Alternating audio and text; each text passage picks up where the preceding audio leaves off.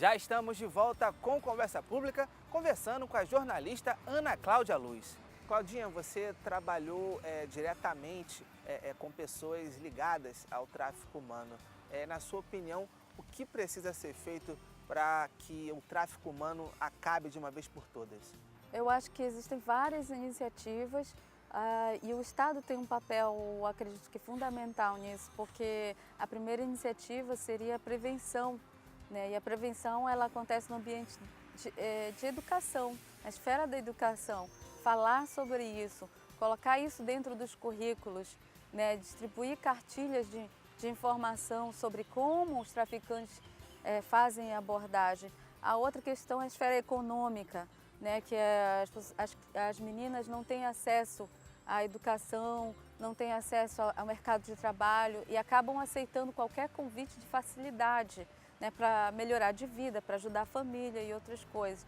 Mas muita gente traduz essa questão do tráfico humano simplesmente na esfera do econômico e não é, a gente descobre que é moral também, porque mais do que as vítimas do tráfico, existe uma rede global de traficantes que estão em todas as esferas, não são pessoas pobres, são políticos, são empresários, tem as pessoas que consomem o trabalho dessas redes de tráfico. Só existe a oferta quando existe a procura.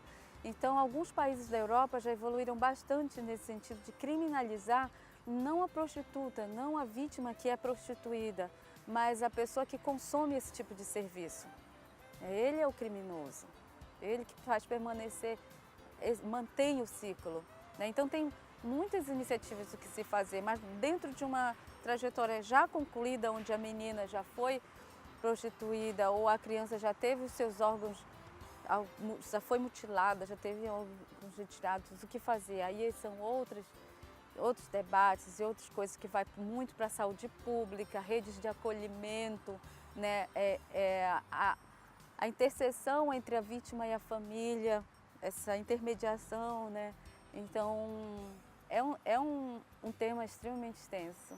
Como foi contar a história dos ciganos na Rússia, o seu trabalho mais recente? Os ciganos na Rússia foi a mesma organização que trabalha com órfãos, né, que a partir de 2003 eles começaram a ver as crianças ciganas como alvo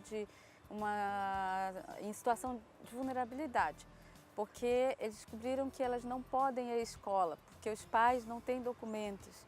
Eles não podem, então eles não sabem ler, não sabem escrever, eles não têm perspectiva de futuro, né? Eles ficam em situação sendo explorados como mão de obra de trabalho pelos próprios pais ou às vezes por outras pessoas.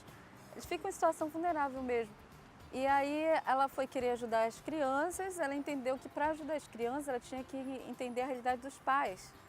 Quem eram essas famílias ciganas que estavam ali na periferia de Moscou?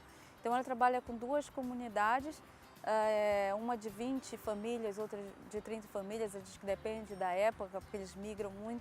Mas essas famílias vieram na década de 90 para Moscou, elas são de ex-repúblicas soviéticas, como a Ucrânia, né, e a Moldávia.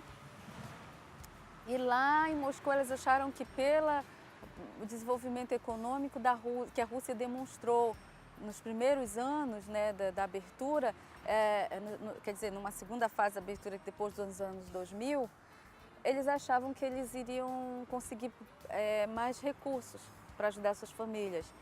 Mas não, eles se frustraram e eles perderam os documentos e não tem mais como voltar para os seus países. Então ela descobriu que muitas famílias queriam voltar para os seus países de origem para que os filhos tivessem a chance de ir à escola, para que eles tivessem assistência pública gratuita, que na Rússia eles não têm. Então, essa organização começou a incentivar o interesse das crianças pelo aprendizado, alfabetizar as crianças para que elas fossem à escola e incentivar as famílias ajudar as famílias a encontrar os caminhos para que elas conseguissem o passaporte branco, que é o documento que viabiliza elas a retornar. Mas dentro desse processo elas apresentam várias dificuldades, né, que a gente mostra no documentário, que é a perseguição da polícia constante, os problemas de saúde, que eles têm problemas de saúde gravíssimos, e a falta de acesso à saúde pública dificulta. Então, o documentário mostra toda essa realidade mas com muita esperança de como ações muito pequenas podem mudar a vida de famílias e talvez o futuro de muitas crianças. Como é que é o processo de escolha do tema que você vai trabalhar nos documentários? É interessante isso, porque assim, as demandas são muitas, né?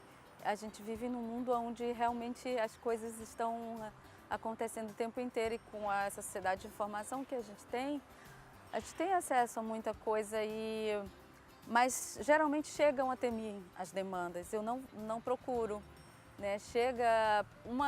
A organização que eu trabalhei em 2001 conversa com uma organização que eu não conhecia em um outro país, e aí entra em contato e solicita.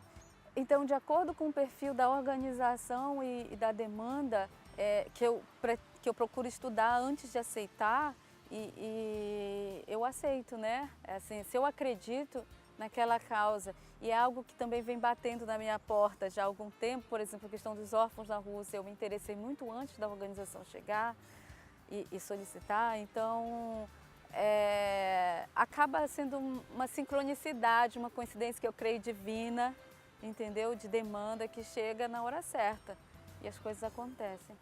Pessoal, o papo está ótimo e o terceiro bloco está imperdível. Voltamos já.